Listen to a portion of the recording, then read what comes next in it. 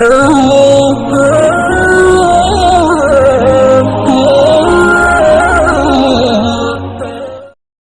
باللہ من الشیطان الرجیم بسم اللہ الرحمن الرحیم وَإِذِ اسْتَسْقَىٰ مُوسَىٰ لِقَوْمِهِ فَقُلْنَا اضْرِب بِّعَصَاكَ الْحَجَرَ فَانْفَجَرَتْ مِنْهُ اثْنَتَا عَشْرَةَ عَيْنًا قَدْ عَلِمَ كُلُّ أُنَاسٍ مَّشْرَبَهُمْ كُلُوا وَاشْرَبُوا مِن رِّزْقِ اللَّهِ وَلَا تَعْثَوْا فِي الْأَرْضِ مُفْسِدِينَ صدق اللہ مولانا العظیم۔ الحمدللہ، اللہ رب العزت کے فضل و کرم سے تفسیر کا یہ جو ہمارا مبارک سلسلہ چل رہا ہے، گزشتہ کل ہمارے 6 رکوع اللہ کے کرم سے مکمل ہو چکے ہیں، اور سورہ بقرہ کا آج اس 7ویں رکوع کا آغاز ہو رہا ہے۔ اور سلسلہ کلام جو چل رہا ہے، آپ جانتے ہیں کہ اللہ تعالیٰ نے بنی اسرائیل کے اوپر جو اپنے انعامات اور اکرامات کی بارش کی تھی، ان انعامات کا تسلسل کے ساتھ ذکر کیا جا رہا ہے، اور ان انعامات کو بیان کر کے انہیں ترغیب دی جا رہی ہے کہ تم وہ لوگ ہو جنہیں اللہ نے اس طرح نوازا ہے کہ تمہیں انبیاء کی اولاد میں سے بنایا، اور یہ اور یہ اور یہ فلاں اور فلاں تم پر نعمتیں کی۔ اب جب یہ نبی آ چکے ہیں تو انہیں تم تسلیم کر لو۔ جو لوگ اس نبی کو مانتے ہیں ان کی تو آپ تصویب کرتے ہو، درست قرار دیتے ہو، اور خود نہیں کرتے ہو۔ یہ ایک سلسلہ کلام۔ گزشتہ کل تک تقریباً 7 نعمتوں کا ہم لوگ تسلسل کے ساتھ تذکرہ پڑھ چکے ہیں۔ آج جو آیت مبارکہ میں نے پڑھی ہے، اس میں اللہ تبارک و تعالیٰ نے 8ویں نعمت کا تذکرہ کیا ہے۔ اللہ تعالیٰ فرماتے ہیں، اور جب پانی مانگا موسیٰ نے اپنی قوم کے واسطے تو ہم نے کہا مار اپنے عصا کو پتھر پر، سو بہہ نکلے اس سے 12 چشمے، پتھر سے 12 چشمے بہہ نکلے۔ قد علم کل اناس مشربہم، پہچان لیا ہر قوم نے اپنا اپنا گھاٹ۔ کلوا واشربوا من رزق اللہ، کھاؤ اور پیو اللہ کی روزی۔ ولا تعثوا فی الارض مفسدین، اور نہ پھرو ملک میں فساد مچاتے ہوئے۔ تقریباً جو پس منظر ہے اور جو تسلسل ہے آپ کے ذہن میں ہے، پھر بھی میں تھوڑا سا بتاتا چلوں کہ یہ واقعہ بھی جس نعمت کا آج تذکرہ کیا جا رہا ہے، یہ واقعہ بھی بنی اسرائیل کے فرعون اور اس کے حواریوں کے ظلم و استبداد سے بچ نکلنے کے بعد جب وہ وادی سینا میں، وادی تہ میں پہنچ چکے تھے، اسی جگہ کا ہے کہ وہاں پر جیسے میں گزشتہ کل بھی بتا چکا ہوں کہ بالکل چٹیل میدان تھا، دور دور تک پانی کے کوئی آثار نہیں، کوئی درخت نہیں، نہ کوئی ایسی چیز یا اسباب تھے جو کھانے کے وسائل کے طور پر کام آ سکتے، کوئی چیز نہیں تھی۔ ان لوگوں نے حضرت موسیٰ علیہ نبینا علیہ السلام سے درخواست کی کہ اللہ سے دعا کیجیے کہ ہمیں کھانے کے لیے کچھ نظم ہو جائے، تو بہترین قسم کے من و سلوہ ان کے لیے نازم کیا گیا۔ اور من اور سلوہ کیا ہے یہ میں گزشتہ کل بتا چکا ہوں کہ من جو ہے وہ ایک طرح جیسے گوند ہوتا ہے یا جیلی ٹائپ کا، اور بالکل شبنم کے قطروں کی طرح جب صبح صادق سے پہلے وہ زمین کے اوپر پڑے ہوئے ہوتے، فریش ایک دم، بالکل تازہ تازہ، دودھ کی طرح سفید، اور مفسرین نے لکھا ہے کہ ذائقہ شہد سے زیادہ میٹھا۔ اور صبح جب وہ صبح صادق سے پہلے ہی وہ بالکل پوری زمین پر پھیلے ہوئے ہوتے تھے، اور یہ لوگوں کو حکم یہ دیا گیا تھا، اس کا ایک پرٹیکولر وقت تھا، اتنے وقت میں رہتا تھا، دن بھر نہیں رہتا تھا، یعنی من جو نازل ہوتا تھا اس کا وقت تھا صبح صادق سے لے کر طلوع آفتاب تک، بس اتنے ہی وقت میں آتا تھا۔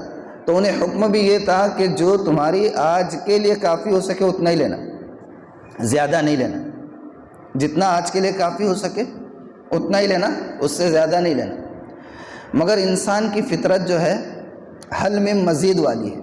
جہنم قیامت کے دن کہے گی نا، باری تعالیٰ حل میں مزید ہے، کوئی ہے، اور لاؤ اور لاؤ، جہنم آواز کرے گی۔ تو انسان کی فطرت بھی کیسی ہے، حل میں مزید، اور کچھ ہے۔ تو وہ لوگوں نے کیا کیا، اس کو جمع کرنا شروع کر دیا۔ اب جمع کر کے رکھے، نادیدہ پن۔ تو ہوا یہ کہ جمع کرنے کی وجہ سے وہ سڑ گیا، جمع کرنے کی وجہ سے سڑ گیا۔ اور وہی ایک پہلا مرحلہ ہے جہاں سے جو ہے دنیا کے اندر چیزوں کے سڑنے کی شروعات ہوئی۔ گوشت جو آپ کا زیادہ دن رہ گیا تو خراب ہو جاتا ہے، دودھ آپ کا پھٹ جاتا ہے نا، اور بھی چیزیں۔ اور یہ بات یہ میں نہیں کہہ رہا ہوں، اللہ کے رسول صلی اللہ علیہ وسلم کی بخاری شریف میں روایت ہے۔ آپ نے فرمایا کہ اگر من نہ ہوتا اور وہ اس کا ذخیرہ نہ کرتے تو کوئی چیز خراب نہ ہوتی، اور اگر حوا نہ ہوتی اور وہ اپنے شوہر کو ترغیب نہ دیتی درخت کے اوپر طرف جانے کی تو دنیا میں عورتوں کی سرکشی نہ ہوتی۔ یہ بخاری شریف کی روایت ہے، اللہ کے رسول نے فرمایا۔ تو وہ پہلا مرحلہ تھا جہاں سے سڑنے کی، خراب ہونے کی شروعات ہوئی تھی۔ تو بہرحال انہوں نے جمع کرنا شروع کیا اور وہ آپ پڑھ چکے ہیں۔ اب مسئلہ آیا پینے کا پانی بھی نہیں، تو کہا کہ موسیٰ دعا کیجئے۔ عجیب قوم تھی، کمی ہوتی تو حضرت موسیٰ کے پاس آتے کہ دعا کیجئے، اور جب نقصان ہوتا تو سارا قصور، سارا الزام اور سارا بلیم حضرت موسیٰ پہ ڈالتے تھے۔ یہاں پر بھی بائبل وغیرہ کی اور جو توریت کی، انجیل کی بہت ساری روایتیں ہیں، اس میں تو یہاں تک لکھا ہے کہ حضرت موسیٰ علیہ السلام کو طعنہ دیا کرتے تھے لوگ، یہ سب تمہاری وجہ سے ہے۔ سیدھا اچھے تھے، تھوڑا بہت ظلم کر رہا تھا مگر کم سے کم اپنے وہاں پر آرام سے تھے، کھا رہے تھے، پی رہے تھے، رہ رہے تھے، لا کے بٹھا دیے میدان میں، سب تمہاری کرتوت۔ انا للہ و انا الیہ راجعون کس کو بولتے تھے؟ وقت کے نبی سے۔ ان کا یہ ٹیون تھا، یہ انداز تھا، یہ بائبل کی روایت ہے کہ اچھے تھے ہم وہاں، چپ لا کے بٹھا دیے یہاں پر، کھانے کا نہ پینے کا کچھ نہیں، یہ انداز۔ اللہ حفاظت کرے۔ تو ایسے بھی لوگ گزرے ہیں۔ حضرت موسیٰ علیہ السلام نے اللہ سے دعا کی، پانی کا مسئلہ ہے تو اللہ تعالیٰ نے کیا کہا؟ فَقُلْنَا ضَرِبْ بِعَصَاكَ الْحَجَرَ، کہ موسیٰ اپنی لاٹھی کو پتھر پر مارو۔ الحجر الف لام کے ساتھ ہے، الف لام کے ساتھ آنے کی صورت میں کیا ہوتا ہے معلوم ہے آپ کو؟ میں کیسے سمجھاؤں؟ انگلش میں جیسے جو گرامرس ہوتے نا، ناؤن سے پراپر ناؤن بن جاتا ہے۔ الف لام لگانے کی وجہ سے کوئی بھی چیز عربی میں اگر کسی حرف کے آگے الف لام لگا دے تو وہ ناؤن سے پراپر ناؤن بن جاتا ہے، یعنی مخصوص، ہر پتھر پر نہیں، فلاں پتھر پر لاٹھی مارو، وہ پروناؤن بن گیا۔ ایک ہوتا ہے معرفہ اور ایک ہوتا ہے نکرہ، وہ عربی کی اصطلاح ہے، اس لیے میں آپ کو سمجھا نہیں پا رہا ہوں، اس لیے انگلش میں کہا میں نے کہ ناؤن الف لام اگر عربی میں کسی حرف پر لگا دی، وہ ایک عام اسم ہے تو وہ الف لام لگانے سے خاص ہو جاتا ہے، آسان لفظ۔ تو اللہ نے کہا کہ فلاں پتھر پر اپنی لاٹھی مارو، اس سے پانی نکلے۔ حضرت موسیٰ علیہ السلام نے اپنی لاٹھی، جو پتھر کی نشاندہی کی گئی تھی جس کے بارے میں کہا گیا تھا، اس پر لاٹھی ماری، تو لاٹھی مارنے کے ساتھ ہی حضرت موسیٰ علیہ السلام کا معجزہ یہ بھی کہ اس پتھر سے 12 چشمے پھوٹ پڑے، 12 نلکے نکل گئے۔ کتنے؟ 12 چشمے پھوٹ گئے۔ اور 12 قبیلے تھے، حضرت یعقوب علیہ السلام کی 12 اولاد سے 12 قبیلے تھے، ان سب نے پانی لینا اپنے ایک ایک نل سے، ایک ایک گھاٹ سے یا ایک ایک چشمے سے لینا شروع کر دیا۔ اچھا، اس میں پانی سارے چشموں سے، سارے گھاٹ سے اور سارے سوراخ سے یکساں نہیں آتا تھا، بلکہ پانی جو ہے کسی سوراخ سے پورے پریشر کے ساتھ آتا تھا، کسی میں معتدل انداز میں، کسی میں کم۔ تو مفسرین نے لکھا ہے کہ جو 12 قبیلے تھے، ان 12 قبیلوں کی جو آبادی تھی، ان کی جو پاپولیشن تھی، ہر ایک خاندان کی، قبیلے کی، کسی کی کم تھی، کسی کی زیادہ تھی، کسی کی ایوریج تھی، تو اسی حساب سے ان لوگوں نے ان چشموں کو تقسیم کر لیا۔ جس سوراخ سے پانی زیادہ آتا تھا اس قبیلے کے لوگ اس سے پانی لیتے تھے جن کی تعداد زیادہ تھی، اسی ترتیب سے، ہے نا۔ اور دیکھیں ایک بات یاد آ گئی، میں آپ کو بتا دوں کہ امام بغوی بہت بڑے مفسر گزرے ہیں، ان کی کتاب ہے معالم التنزیل، انہوں نے اپنی تفسیر معالم التنزیل میں لکھا ہے کہ وہ جو پتھر تھا، وہ پتھر جو تھا وہ ایک چوکور قسم کا پتھر تھا۔ کیسا پتھر تھا؟ چوکور۔ اور انہوں نے حوالے دے کر لکھا ہے کہ اس پتھر کو حضرت موسیٰ علیہ السلام اپنے تھیلے میں رکھا کرتے تھے، جہاں بھی جا رہے ہیں، جیسے پانی کی ضرورت، بہت بڑا میدان تھا، اب ایک ہی جگہ رہتے، دور ہے پھر واپس آؤ پھر جاؤ، یہ تو بڑا مسئلہ ہو جاتا نا، تو کیا کہا کہ وہ امام بغوی نے معالم التنزیل میں بات لکھی ہے کہ وہ ایک چوکور پتھر تھا اور وہ حضرت موسیٰ علیہ السلام اپنے تھیلے میں ہمیشہ رکھا کرتے تھے، جب پانی کی ضرورت ہوئی نکالے مارے اور پانی جو ہے تو جاری ہو گیا۔ لیکن دوسری تفسیریں بھی ہیں، یہی ایک قول نہیں ہے۔ ڈین اسٹینلے 19ویں صدی کا ایک یورپین اسکالر گزرا ہے، بہت بڑا مسیحی عالم، کرسچن اسکالر، اور بائبل کا وہ بہت بڑا محقق تھا ڈین اسٹینلے۔ اس نے جو ہے یہ سوچا کہ بائبل کے اندر جتنے جغرافیائی مقامات ہیں، جیسے قرآن میں تذکرہ ہے نا مکہ کا ہے، ابھی بنی اسرائیل کا تذکرہ چل رہا ہے تو اس کے ضمن میں جو ہے وادی سینا آ گئی، فرعون کا موسیٰ علیہ السلام کا تذکرہ آیا تو اس کے ضمن میں مصر کا تذکرہ آ گیا ہے نا، حضرت یعقوب علیہ السلام کا تذکرہ آئے گا تو اس کے ضمن میں کنعان کا۔ قرآن کی تفسیر کے لیے جو علوم چاہیے نا، ہر کوئی تفسیر نہیں کر سکتا، تفسیر پڑھ سکتے ہیں آپ، لیکن تفسیر کرنے کے لیے آدمی کو کئی علوم پر عبور اور مہارت ہونا ضروری ہے۔ کئی علوم، لغت ہے، زبان ہے، حدیث ہے، فقہ ہے، علم کلام ہے، منطق ہے، یہ سارے وہ علوم ہیں جس میں آدمی کو درک حاصل ہونا چاہیے، تب کہیں جا کر وہ تفسیر کر سکتا ہے، ورنہ بھٹکنے کے امکان بہت ہوتے ہیں۔ تو انہی علوم میں ایک علم جغرافیہ میں مہارت ہونا بھی ہے۔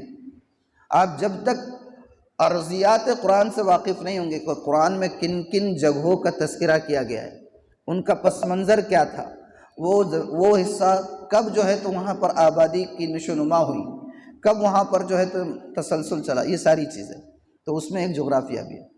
تو بہرحال ڈین اسٹینلے نے جو ہے اپنی ایک تحقیق لکھی ہے اور بہت زبردست اس نے کتاب بھی لکھی ہے۔ اس کتاب کے اندر اس نے لکھا ہے کہ میرا جانا فلسطین ہوا تھا، یہ وادی سینا کا جو جگہ ہے وہاں کے بارے میں اس نے لکھا ہے کہ میں نے وہ پتھر دیکھا ہے جس کے اندر جو ہے بہت بڑا سا تقریباً 10 فٹ کے حساب سے پتھر ہے، اور اس بات کو تقریباً تمام مفسرین نے لکھا ہے، ڈین اسٹینلے کی بھی اس بات کو، کہ تقریباً 10 فٹ کے حساب سے وہ پتھر ہے اور اس کے اندر 20 سوراخ ہے۔ اس کا کہنا ہے کہ 10 سامنے کی طرف سے ہے، 10 پیچھے کی طرف سے، یعنی ایک کی طرف سے ایسے سوراخ ہے، اوپر سے تھوڑا سا وہ پتھر جھکا ہوا ہے۔ یہ اس کی اپنی تحقیق ہے۔ بہرحال جیسا بھی ہو، ہمارا ایمان اس پتھر کے کیسے ہونا ہے اس کے اوپر موقف نہیں ہے۔ اچھا، یہاں پر ایک بات بھی میں آپ کو بتا دوں، آپ کے ذہن میں بات ہوگی کہ میں نے گزشتہ ایک بات مرحوم سر سید کے حوالے سے کی تھی کہ ان کی اپنی علمی صلاحیت اور تعلیم کے فروغ کے لیے ان کی اپنی کوششیں وہ سب اپنی جگہ پر ہے، لیکن انہوں نے جو ٹھوکر کھائی ہے عقائد کے معاملے میں، اور خاص طور پر انہوں نے جو تفسیر لکھ کر ظلم کیا ہے اپنے آپ پر بھی اور قوم کو بھی، جو نقصان کا ذخیرہ چھوڑ کر گئے، اللہ مغفرت کرے، جو بھی اللہ کے ہاتھ میں ہے، ہر ایک کی مغفرت۔ اللہ تو محتاج نہیں ہے کسی کی نیکی کا یا گناہ کا جنت یا دوزخ کے دینے کے لیے۔ سر سید نے جو ہے معجزات کا انکار کیا اپنی تفسیر میں، تقریباً معجزات کا، حتیٰ کہ جنت، جہنم، فرشتے، شب معراج جو اللہ کے رسول صلی اللہ علیہ وسلم کو ہوئی تھی۔ ہم اہل سنت والجماعت کا، جس میں تمام مسالک آ جاتے ہیں، اہل سنت والجماعت بولے تو ہم صرف حنفی نہیں، اہل سنت والجماعت میں حنفی بھی آ جاتے، شافعی بھی آ جاتے، حنبلی بھی آ جاتے، مالکی بھی آ جاتے، اہل حدیث بھی آ جاتے، اور اگر تھوڑے سے عقائد درست ہو جائے تو بریلوی بھی آ جاتے۔ اہل سنت والجماعت، اہل سنت والجماعت کا دائرہ ہم نے اپنی سوچ کے حساب سے محدود کیا ہوا ہے، لیکن وہ دائرہ کافی وسیع ہے۔ اہل سنت والجماعت کے مقابلے میں ایک ہی طبقہ آتا ہے، وہ ہے اہل تشیع۔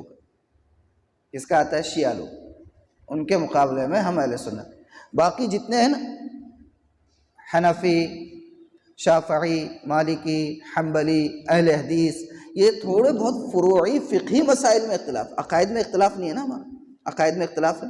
ایسا ہے کہ کوئی حنفی جو ہے اللہ کو ایک مانتا ہے، تو نعوذ باللہ کوئی اور جو ہے اللہ کے ساتھ جو ہے ان کے بیٹوں کو بھی مان رہا ہے، ایسا ہمارے پاس تو نہیں ہے۔ تو عقائد میں سب درست ہے، اور یہ جو تفریق ہے اہل سنت والجماعت، یہ ایک عقیدے پر ہے، فروعی اختلافات ہے۔ اب بدقسمتی ایسی ہے معاشرے کے اندر کہ لوگوں نے فروعی اختلافات کو مرکزی حیثیت دینا شروع کر دیا، جس کا نقصان جو ہے انتشار کی شکل میں ہوتا ہے۔ بہرحال تو میں یہ کہہ رہا تھا کہ سر سید صاحب نے معجزات کا اپنی تفسیر میں بہت کھل کر انکار کیا ہے، اب ان کی غلطی تھی، بھیانک غلطی تھی، بلکہ گمراہی ہے۔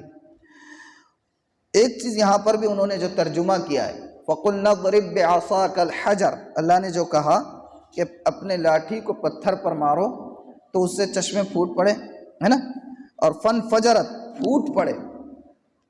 قرآن کی تعبیر بھی دیکھیے، اتنی واضح تعبیر استعمال کرنے کے بعد بھی انہوں نے ترجمہ کیا کیا کہ اپنی لاٹھی کو ٹیک ٹیک کر پہاڑ پر چڑھو، وہاں تم کو جو ہے 12 چشمے ملیں گے، وہاں سے پانی لے لیں۔ بتائیے، عقل پر جب پردہ پڑ جاتا ہے تو آدمی کی ساری صلاحیتیں وہ ختم ہو جاتی ہیں۔ کیا کہا انہوں نے؟ میں اپنی لاٹھی کو ٹیک ٹیک کر پہاڑ پر چڑھو، پتھر پر چڑھو، وہاں 12 چشمے ملیں گے، پانی دے دینا۔ اور قرآن کہہ رہا ہے فَانْفَجَرَتْ، پھوٹ پڑے چشمے، ایسا نہیں کہ پہلے سے تھے، لاٹھی ماری، جیسے ہی لاٹھی ماری جائے گی پھوٹ پڑے گی۔ فجر کو فجر کیوں کہتے ہیں بھئی؟ آپ فجر پڑھتے ہیں نا ماشاءاللہ، تو فجر کو فجر کیوں کہتے ہیں؟ اس لیے کہ پاؤ پھوٹ پڑتی ہے، تاریکی کا دھماکہ ختم ہو جاتا ہے، اس کے اندر سے ایک روشنی طلوع ہوتی ہے، پھوٹ پڑنے کو کہتے ہیں فجر۔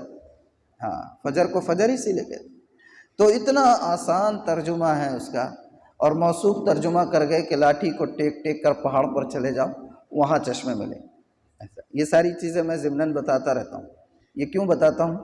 کیونکہ اب کیا ایسا ہے، سوشل میڈیا کا دور ہے، اور سوشل میڈیا کے دور میں دوسری بات یہ کہ گوگل نیٹ سرچ پر اب کوئی صاحب تصنیف، کوئی مصنف کوئی کتاب لکھتا ہے، بہت عرق ریزی کے ساتھ کتاب لکھتا ہے، محنت کرتا ہے، شب و روز کی محنت کرتا ہے۔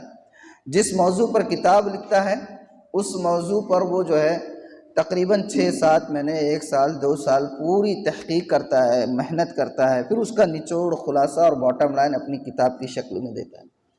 وہ چھپ کر ابھی مارکیٹ میں آتی نہیں ہے، لوگ PDF کا مطالبہ شروع کر دیتے۔ ارے بھئی PDF ملے گی کیا؟ یہ کیا ہے یار؟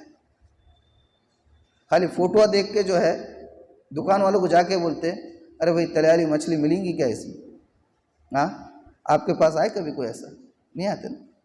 لیکن کتابیں آ گئی، PDF ملے گی، کچھ خرچ کرنا اس کے لیے۔ اللہ کے بندے نے لکھا ہے، اتنی محنت کیا ہے، اس کو بھی تو اس کا محتانہ ملنا، اور آپ اگر کچھ خرچ کر کے کریں۔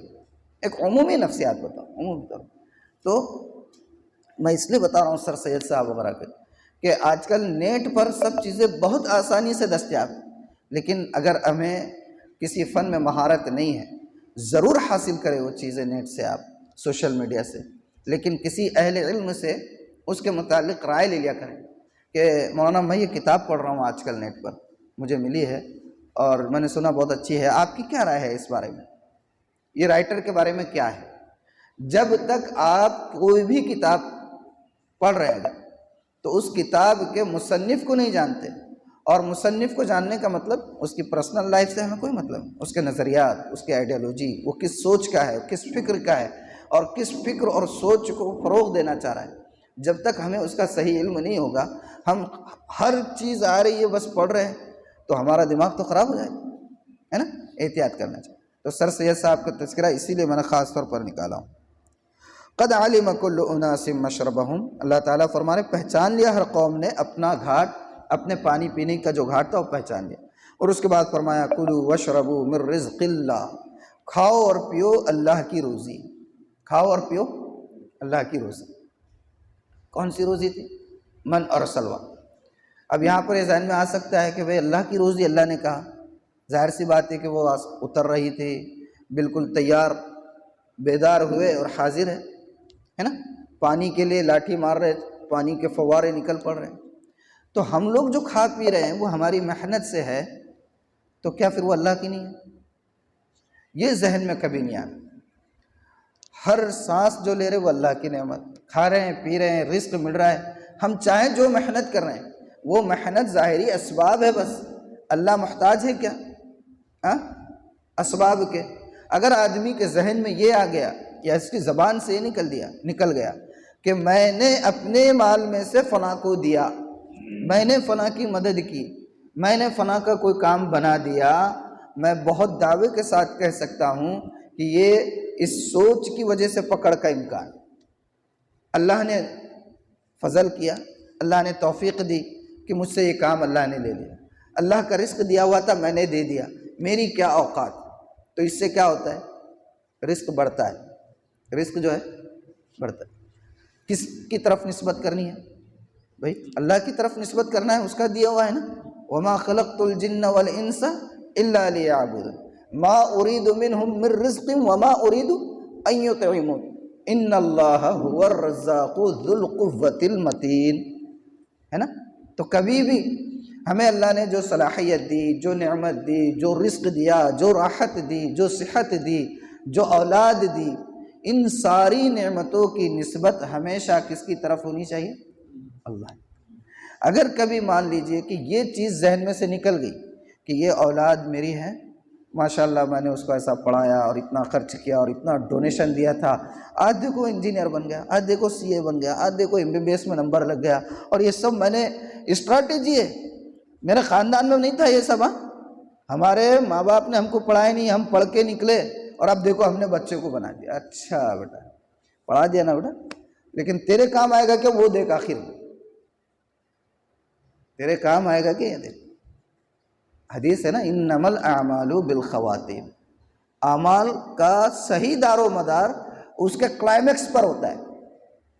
آپ کیا محنت کر رہے ہیں، جو کوشش کر رہے ہیں، جو جد و جہد کر رہے ہیں، جو بھی کر رہے ہیں، اس کا کلائمیکس دیکھو کیا ہے.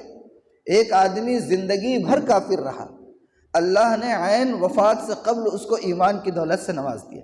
انما الاعمال بالخواتیم، خاتمے پر دار و مدار. ایک آدمی زندگی بھر جو ہے ایک معاشرے کی اصلاح کا کام کرتا رہا، شیخ الحدیث رہا مان لیجیے کوئی، اور ہزاروں اور لاکھوں طلبہ اس سے پڑھتے رہے، اور معلوم ہوا کہ آخر وقت میں جو ہے قدم بہک گئے، گئی بھینس پانی میں، ہے نا. تو ہر نعمت کی قدر ہونی چاہیے، اور اس کی قدر کا طریقہ یہ ہے کہ اس کی نسبت کس کی طرف ہو؟ اللہ کی طرف، ہے نا. وَلَا تَعْثَوْا فِي الْأَرْضِ مُفْسِدِينَ، اور نہ پھرو ملک میں فساد مچاتے ہوئے. تعثوا عاصی کہتے ہیں، ایک تو ہے فساد، اور عاصی کس کو کہیں گے؟ عاصی کہتے ہیں بدترین فساد کو، یعنی کہ فساد سے بھی آگے کا درجہ جو ہو سکتا ہے. اللہ کرے کہ کھاؤ پیو، اللہ کا رزق ہے، شکر ادا کرو، زمین میں فساد مچاتے ہوئے مت کرو، ہے نا. تو بہرحال یہ ایک آیت مبارکہ آج ہماری مکمل ہوئی. اس کے بعد اور بھی چند نعمتوں کا تذکرہ ہے. اللہ نے اگر حیات مستعار دی تو انشاءاللہ ہم اس کو آئندہ کل پڑھ لیں گے، ٹھیک ہے. مسائل کا جو سلسلہ ہمارا چل رہا ہے وہ پڑھ لیتے ہیں.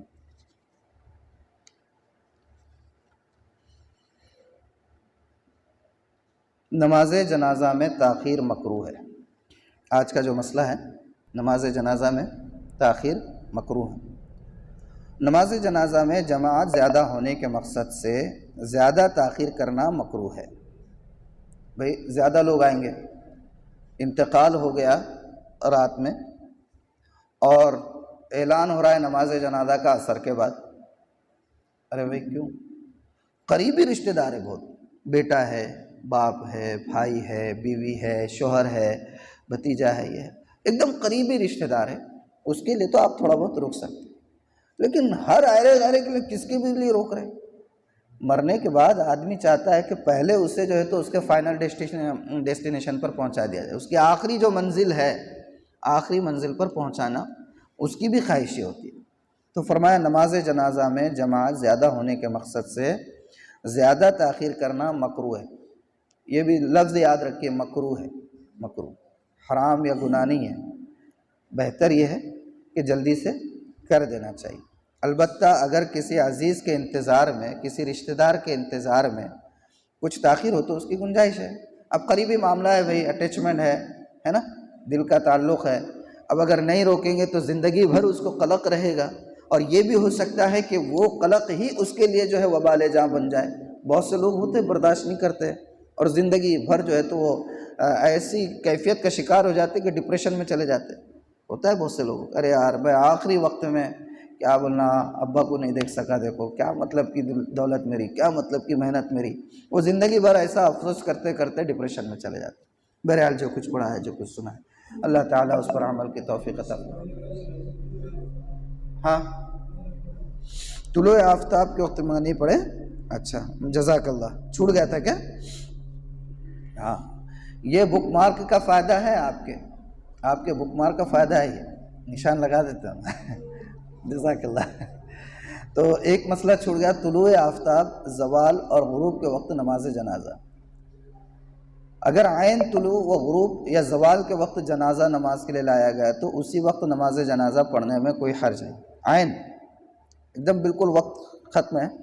لیکن اگر جنازہ پہلے لایا جا چکا تھا اور ابھی نماز نہیں پڑھی گئی تھی کہ مکروہ وقت شروع ہو گیا، تو اب مکروہ وقت میں نماز جنازہ نہیں پڑھی جائے گی، بلکہ مکروہ وقت ختم ہونے کے بعد ہی نماز پڑھنا درست ہوگا۔ یعنی لے کر نکلے ہیں، اب پہنچتے پہنچتے اتنا وقت ہو گیا کہ اب 1-2 منٹ ہے بس زوال میں یا طلوع میں نماز پڑھ لیں، لیکن لے کے آگے اب انتظار چل رہا ہے، معلوم ہوا کہ مکروہ وقت شروع ہو گیا، تو اب یہ تمہاری وجہ سے ہوا ہے نا، اضطراری کیفیت نہیں تھی، یہ اختیاری تھی۔ فرق سمجھے کیوں ہے یہ ایسا حکم کہ بھئی عین وقت پہ آئے تو نماز پڑھ لینا، اور اگر تھوڑا پہلے سے آئے تو جو ہے اب انتظار کر لینا مکروہ وقت کے ختم ہونے کا۔ اس کی وجہ ہے اضطراری اور اختیاری۔ پہلی چیز جو تھی کہ عین وقت پر آ گئے اور اب نماز پڑھ لو، چاہے طلوع ہوتا رہے غروب ہوتا رہے، وہ اضطراری کیفیت تھی، اور پہلے سے آپ نے لے کر آئے اور مکروہ وقت شروع، یہ اختیاری تھی۔ اختیاری تھی مطلب یہ کہ تمہیں معلوم ہے کہ مکروہ وقت شروع ہونے والا ہے، اب تم پڑھ سکتے تھے لیکن تم رک گئے، تو اب رکے رہو، پورا وقت چلے جائے بعد میں پڑھ۔ آیا سمجھ؟ بہرحال جو کچھ پڑھا ہے، جو کچھ سنا، اللہ تعالیٰ اس پر عمل کی توفیق عطا فرمائے۔ سبحان اللہ و بحمدہ، سبحانک اللہم و بحمدک، نشہد ان لا الہ